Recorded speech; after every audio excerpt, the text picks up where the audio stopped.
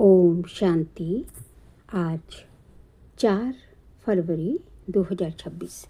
आज के श्री महावाक्यों में हमारे परम पिता परमात्मा शिव कहते हैं, मीठे बच्चे, संगम पर तुम्हें नई और निराली नॉलेज मिलती है। संगम पर तुम्हें नई और निराली नॉलेज मिलती है। तुम जानती हो हम सब आत्माएं एक्टर्स हैं। एक का पार्ट ना मिले दूसरे से। प्रश्न, माया पर जीत पाने के लिए तुम रूहानी योद्धों को कौन सी युक्ति मिली हुई है? उत्तर है, हे रूहानी क्षत्रिय, तुम सदा श्रीमत पर चलते रहो। आत्म अभिमानी बन बाप को याद करो। रोज सवेरे सवेरे उठ याद में रहने का अभ्यास डालो तो माया पर विजय प्राप्त कर लेंगे। उल्टे सुल्टे संकल्पों से बच जाएंगे। याद की मीठी युक्ति माया जीत बना देगी। गीत बजा, जिसका साथी है भगवान, उसको क्या रोकेगा आंधी और तूफान। ओम शांति। ये मनुष्य के बनाए हुए गीत हैं। इनका अर्थ कोई कुछ भी नहीं जानते। गीत भजन आदि गाते हैं, महिमा करते हैं भक्त लोग, परंतु जानते कुछ नहीं, महिमा बहुत करते हैं। तुम बच्चों को कोई महिमा नहीं करनी है। बच्चे बाप की कभी महिमा नहीं करते। बाप जानते हैं ये हमारे बच्चे हैं। बच्चे जानते हैं ये हमारा बाबा है। अभी ये बेहद की बात है, फिर भी सब बेहद के बाप को याद करते हैं। अब तक भी याद करते रहते हैं। भगवान को कहते हैं, हे बाबा। इनका नाम शिव बाबा है। जैसे हम आत्माएं हैं वैसे शिव बाबा है। वह है परमात्मा, जिसको सुप्रीम कहा जाता है। उनके हम बच्चे हैं। उनको सुप्रीम सोल कहा जाता है। उनका निवास स्थान कहाँ है? परम धाम में। सब सोल्स वहाँ रहती हैं। एक्टर्स ही सोल्स हैं। तुम जानते हो नाटक में एक्टर्स नंबरवार होते हैं। हर एक के पाठ अनुसार इतनी तनख्वाह मिलती है। सब आत्माएं जो वहाँ रहती हैं सब पाठधारी हैं, परंतु नंबरवार सबको पाठ मिला हुआ है। रूहानी बाप बैठ समझाते हैं कि रूहों में कैसे अविनाशी पाठ बंधा हुआ है। सब रूहों का पाठ एक जैसा नहीं हो सकता। सब में ताकत एक जैसी नहीं। तुम जानते हो कि सबसे अच्छा पाठ उनका है जो पहले शिव की रुद्रमाला में है। नाटक में जो बहुत अच्छे अच्छे एक्टर्स होते हैं उनकी कितनी महिमा होती है। सिर्फ उनको देखने लिए भी लोग जाते हैं। तो ये बेहद का ड्रामा है। इस बेहद के ड्रामा में भी ऊंच एक बाप है। ऊंच ते ऊंच एक्टर, क्रिएटर, डायरेक्टर भी कहें, वह सब बेहद के एक्टर्स, डायरेक्टर्स आदि, उनको अपना छोटा पार्ट मिला हुआ है। पार्ट आत्मा बजाती है, परंतु देह अभिमान के कारण कह देते कि मनुष्य का ऐसा पार्ट है। बाप कहते पार्ट सारा आत्मा का है। आत्म अभिमानी बनना पड़ता है। बाबा ने समझाया है कि सतयुग में आत्म अभिमानी होते हैं। बाप को नहीं जानते। यहाँ कलयुग में तो आत्म अभिमानी भी नहीं और बाप को भी नहीं जानते। अभी तुम आत्म अभिमानी बनते हो, बाप को भी जानते हो। तुम ब्राह्मणों को निराली नॉलेज मिलती है। तुम आत्मा को जान गए हो कि हम सब आत्माएं एक्टर्स हैं। सबको पार्ट मिला हुआ है। जो एक ना मिले दूसरे से, वह पार्ट सारा आत्मा में है। यूँ तो जो नाटक बनाते हैं वह भी पार्ट आत्मा ही धारण करती है। अच्छा पार्ट भी आत्मा ही लेती है। आत्मा ही कहती है मैं गवर्नर हूँ, फलाना हूँ, परंतु आत्म अभिमानी नहीं बनते। सतयुग में समझेंगे कि मैं आत्मा हूँ, एक शरीर छोड़ दूसरा लेता हूँ। परमात्मा को वहाँ कोई नहीं जानते। इस समय तुम सब कुछ जानते हो। शूद्रों और देवताओं से तुम ब्राह्मण उत्तम हो। इतने ढेर ब्राह्मण कहाँ से आएंगे जो बनेंगे? लाखों आते हैं प्रदर्शनी में। जिसने अच्छी तरह समझा, ज्ञान सुना, वह प्रजा बन गए। एक एक राजा की प्रजा बहुत होती है। तुम प्रजा बहुत बना रहे हो। प्रदर्शनी प्रोजेक्टर से कोई समझदार अच्छे भी बन जाएंगे, सीखेंगे, योग लगाएंगे। अभी वे निकलते जाएंगे, प्रजा भी निकलेगी। फिर साहूकार, राजा रानी, गरीब आदि सब निकलेंगे। प्रिंस प्रिंसेस बहुत होते हैं। सतयुग से त्रेता तक प्रिंस प्रिंसेस बनते हैं। सिर्फ 8 वध 108 तो नहीं होंगे, लेकिन अभी सब बन रहे हैं। तुम सर्विस करते रहते हो। ये भी नथिंग न्यू। तुमने कोई फंक्शन किया, वह ये भी कोई नई बात नहीं, अनेक बार किया है। फिर संगम पर यही धंधा करेंगे और क्या करेंगे? बाप आएंगे पतितों को पावन बनाने। इसको कहा जाता है वर्ल्ड की हिस्ट्री ज्योग्राफी। नंबरवार तो हर बात में होता ही है। तुम्हारे में जो अच्छा भाषण करते हैं तो सब कहेंगे कि इसने बहुत अच्छा भाषण किया। दूसरे का सुनेंगे तो भी कहेंगे कि पहले वाले अच्छा समझाते थे। तीसरे फिर उनसे तीखे होंगे तो कहेंगे ये उनसे भी तीखे हैं। हर बात में पुरुषार्थ करना होता है कि हम उनसे ऊपर जाएं। होशियार जो होते हैं वह झट हाथ उठाएंगे। भाषण करने लिए तुम सब पुरुषार्थी हो। आगे चल मेल ट्रेन बन जाएंगे। जैसे मम्मा स्पेशल मेल ट्रेन थी, बाबा का तो पता नहीं पड़ेगा क्योंकि दोनों इकट्ठे हैं। तुम समझ नहीं सकेंगे कि कौन कहते हैं।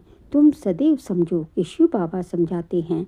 बाप और दादा दोनों जानते हैं, परंतु ये वह अंतर्यामी हैं। बाहर से कहते हैं ये तो बहुत होशियार है। बाप भी महिमा सुन खुश होते हैं। लौकिक बाप का भी कोई बच्चा अच्छी तरह पढ़कर ऊंच पद पाता है तो बाप समझते हैं कि ये बच्चा अच्छा नाम निकालेगा। ये भी समझते हैं कि फलाना बच्चा इस रूहानी सर्विस में होशियार है। मुख्य तो भाषण है, किसको बाप का संदेश देना, समझाना। बाबा ने मिसाल भी बताया था कि किसको 5 बच्चे थे तो कोई ने पूछा कि तुमको कितने बच्चे हैं तो बोला कि 2 बच्चे हैं। कहा कि तुमको तो 5 बच्चे हैं, कहा सपूत 2 हैं। यहाँ भी ऐसे है, बच्चे तो बहुत हैं। बाप कहेंगे कि डॉक्टर निर्मला बच्ची बहुत अच्छी है। बहुत प्रेम से लौकिक बाप को समझाए सेंटर खुलवा दिया है। ये भारत की सर्विस है। तुम भारत को स्वर्ग बनाते हो। इस भारत को नरक रावण ने बनाया। एक सीता कैद में नहीं थी, लेकिन तुम सीता रावण की कैद में थी। बाकी शास्त्रों में सब दंत कथाएं हैं। ये भक्ति मार्ग भी ड्रामा में है। तुम जानते हो सतयुग से लेकर जो पास हुआ वह रिपीट होगा। आप ही पूज्य, आप ही पुजारी बनते हैं। बाप कहते हैं मुझे आकर पुजारी से पूज्य बनाना है। पहले गोल्डन एजिड फिर आयरन एजिड बनना है। सतयुग में सूर्यवंशी लक्ष्मी नारायण का राज्य था। राम राज्य तो चंद्रवंशी था।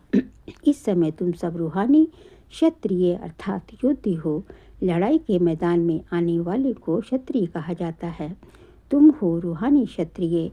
बाकी वह है जिस्मानी क्षत्रिय, उनको कहा जाता है बाहुबल से लड़ना झगड़ना। शुरू से मल्ल युद्ध होती थी। बाहों आदि से आपस में लड़ते थे, फिर विजय का पाते थे, फिर विजय को पाते थे। अभी तो देखो वंश आदि बने हुए हैं। तुम भी क्षत्रिय हो, वह भी क्षत्रिय है। तुम माया पर जीत पाते हो, श्रीमत पर चल। तुम हो रूहानी क्षत्रिय। रूहें ही सब कुछ कर रही हैं। इन शरीर की कर्मेंद्रियों द्वारा रूह को बाप आकर सिखलाते हैं। बच्चे मुझे याद करने से फिर माया खाएगी नहीं। तुम्हारे विकर्म विनाश होंगे और तुमको उल्टा सुल्टा संकल्प नहीं आएगा। बाप को याद करने से खुशी भी रहेगी। इसलिए बाप समझाते हैं कि सवेरे उठकर अभ्यास करो। बाबा आप कितने मीठे हो। आत्मा कहती है बाबा, बाप ने पहचान दी है, मैं तुम्हारा बाप हूँ। तुमको सृष्टि के आदि मध्य अंत का नॉलेज सुनाने आया हूँ। ये मनुष्य सृष्टि का उल्टा झाड़ है। ये वैरायटी धर्मों की मनुष्य सृष्टि है। इसको कहा जाता है विराट लीला। बाप ने समझाया है कि इस मनुष्य झाड़ का मैं बीज रूप हूँ। मुझे याद करते हैं और कोई किस झाड़ का है, कोई किस झाड़ का है, फिर नंबरवार निकलते हैं। ये ड्रामा बना हुआ है। कहावत है कि फलाने ने धर्म स्थापक पैगंबर को भेजा।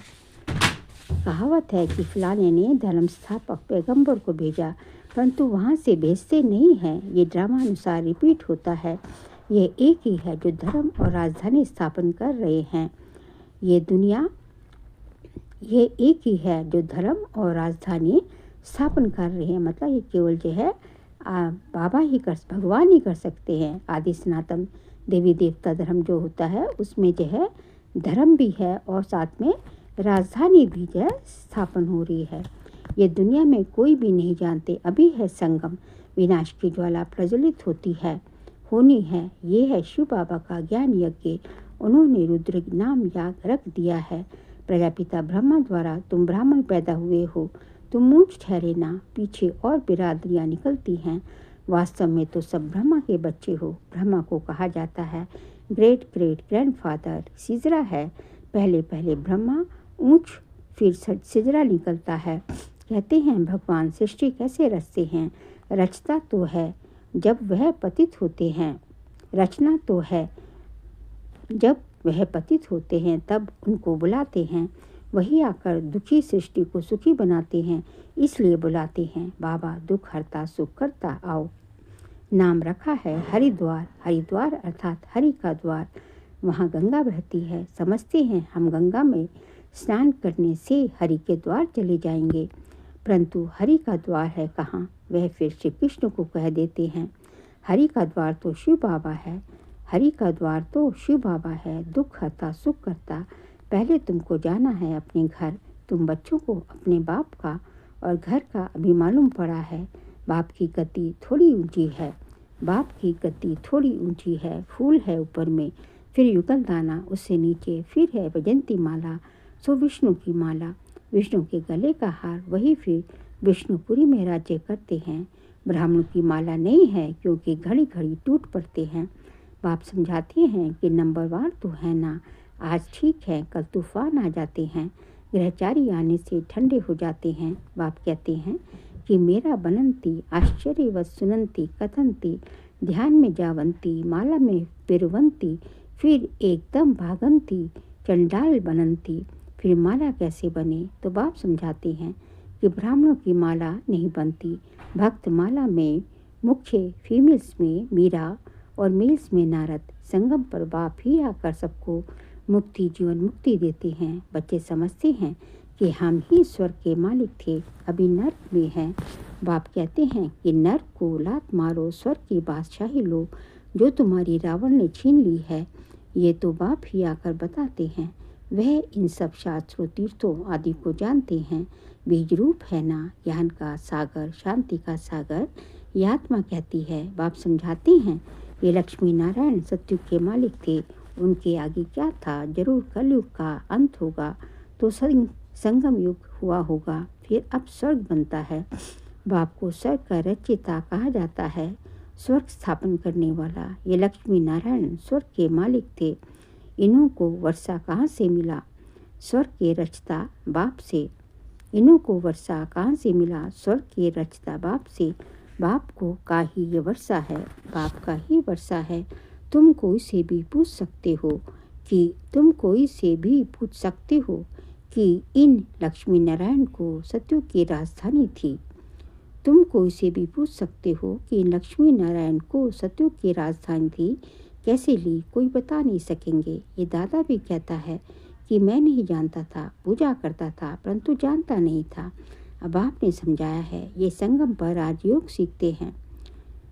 गीता में ही राजयोग का वर्णन है, सिवाय गीता के और कोई भी शास्त्र में राजयोग की बात नहीं। बाप कहते हैं कि मैं तुमको राजाओं का राजा बनाता हूँ। भगवान ने ही आकर नर से नारायण बनने की नॉलेज दी है। भारत का मुख्य शास्त्र है गीता। गीता कब रची गई ये जानते नहीं।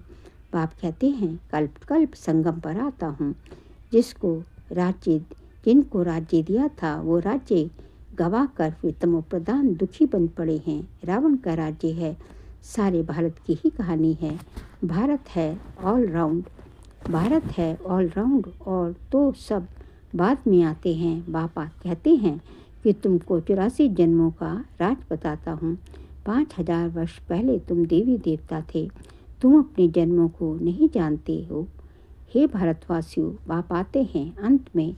आदि में आए तो आदि अंत का नॉलेज कैसे सुनाएं? सृष्टि की वृद्धि ही नहीं हुई है तो समझाएं कैसे? वहाँ तो नॉलेज की दरकार ही नहीं। बाप अभी संगम पर ही नॉलेज देते हैं। नॉलेज फुल है ना? बाप अभी संगम पर ही नॉलेज देते हैं। नॉलेज फुल है ना? जरूर नॉलेज सुनाने अंत में आना पड़े। आदि में तुमको क्या सुनाएंगे? ये समझने की बातें हैं। भगवान वाच कि मैं तुमको राजयोग सिखाता हूँ। ये यूनिवर्सिटी है पांडव गवर्नमेंट की। अभी है संगम। यादव कौरव और पांडव उन्होंने बैठ सेनाएं दिखाई हैं। बाप समझाते हैं यादव कौरव विनाश कर काले। बाप समझाते हैं यादव कौरव विनाश काले विपरीत बुद्धि एक दो को गाली देते रहते हैं। बाप से प्रीत नहीं है। कह देते कि कुत्ते बिल्ली सब में परमात्मा है। बाकी पांडवों की प्रीत बुद्धि थी। पांडवों का साथी स्वयं परमात्मा था। पांडव माना रूहानी पंडे, वह है जिस्मानी पंडे, तुम हो रूहानी पंडे। अच्छा मीठे मीठे सिकिलते बच्चों प्रति माता पिता बाप दादा का याद प्यार और गुड मॉर्निंग। रूहानी बाप के रूहानी बच्चों को नमस्ते। हम रूहानी बच्चों की रूहानी बाप दादा को नमस्ते नमस्ते, गुड मॉर्निंग, शुक्रिया बाबा शुक्रिया। सार के लिए पॉइंट्स हैं। आत्माभिमानी बन इस बेहद नाटक में हीरो पार्ट बजाना है। हर एक एक्टर का पार्ट अपना अपना है, इसलिए किसी के पार्ट से रीस नहीं करनी है। सेकंड पॉइंट, सवेरे सवेरे उठकर अपने आप से बातें करनी है। अभ्यास करना है कि मैं इन शरीर की कर्मेंद्रियों से अलग हूँ। बाबा आप कितने मीठे हो, आप हमें सृष्टि के आदि मध्य अंत का ज्ञान देते हो। आज का बाबा का वरदान है, बाप के संस्कारों को अपना निजी संस्कार बनाने वाले व्यर्थ व पुराने संस्कारों से मुक्त भव। बाप के संस्कारों को अपना निजी संस्कार बनाने वाले व्यर्थ व पुराने संस्कारों से मुक्त भव। कोई भी व्यर्थ संकल्प व पुराने संस्कार देह अभिमान के संबंध से है। आत्मिक स्वरूप के संस्कार बाप समान होंगे। जैसे बाप सदा विश्व कल्याणकारी, परोपकारी, रहमदिल, वरदाता है, ऐसे स्वयं के संस्कार नेचुरल बन जाएं। संस्कार बनना अर्थात संकल्प, बोल और कर्म स्वतः उसी प्रमाण चलना। जीवन में संस्कार एक चाबी है जिससे स्वतः चलते रहते हैं, फिर मेहनत करने की जरूरत नहीं रहती। स्लोगन, आत्मिक स्थिति में स्थित रहे अपने शरीर द्वारा कार्य कराने वाले ही सच्चे पुरुषार्थी हैं। आत्मिक स्थिति में स्थित रहे अपने शरीर द्वारा कार्य कराने वाले ही सच्चे पुरुषार्थी हैं। बाबा कहते हैं कि आत्मिक स्थिति में रहकर अपने को आत्मा समझकर जो है इन कर्मेंद्रियों द्वारा, इन शरीर की कर्मेंद्रियों द्वारा कर्म कराने वाले ही सच्चे पुरुषार्थी हैं। फिर जो है फरवरी मास का अव्यक्त इशारे का सब्जेक्ट है, एकता और विश्वास की विशेषता द्वारा सफलता संपन्न भव। आज का पॉइंट है, जैसे बाप ने आप सबको कोने कोने से ढूंढ कर निकाल लिया, अनेक वृक्षों की डालियां अब एक ही चंदन का वृक्ष हो गया। लोग कहते हैं 2-4 माताएं भी एक साथ इकट्ठी नहीं रह सकती, और आप माताएं सारे विश्व में एकता स्थापन करने के निमित्त हो। यही आपकी आपसी एकता बाप की प्रत्यक्षता करेगी। अच्छा, ओम शांति।